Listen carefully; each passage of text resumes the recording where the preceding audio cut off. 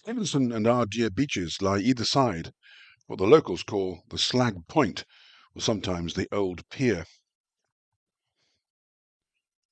Many people, especially visitors, have no idea that the Slag Point is entirely artificial.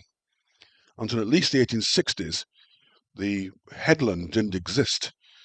The shoreline ran straight from the mouth of the Irvine along the side of the Ardeer and right down as far as Saltcoats with no interruption. Stevenston sand dunes are clearly visible from the Slag Point. These contain a number of coal pits. Also, much of it is actually mining waste.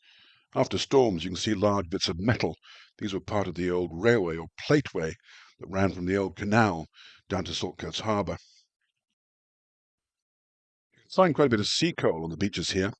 Some of it might be from genuine underwater sources, but most of it's probably from spillage out of the Saltcoats Harbour or Ardrossan Harbour, and occasionally, of course, there were shipwrecks. The Cunningham family of the old Auchenharvey house, now demolished, decided to establish the Ardeer Ironworks here. They already owned the Glengarnock Ironworks. They imported their iron ore through the port of Ardrossan using the railway.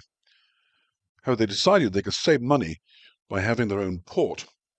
So all the slag from the ironworks was dumped and eventually reached the point it does now. However, it soon dawned on them that the weather conditions, particularly in winter, were far too severe for any boat to be able to dock, and the idea was abandoned. There's no sign of the old railway that was used to carry the slag down. However, in places you can see that the slag was still molten when it was poured, get these very strange solidified shapes. The ironworks closed in 1931 and was demolished in 1935. However, some of the accommodation built for the miners was used as a holiday camp for a while. In 1968, the map still showed a pier and a slipway at the end of the Slag Point.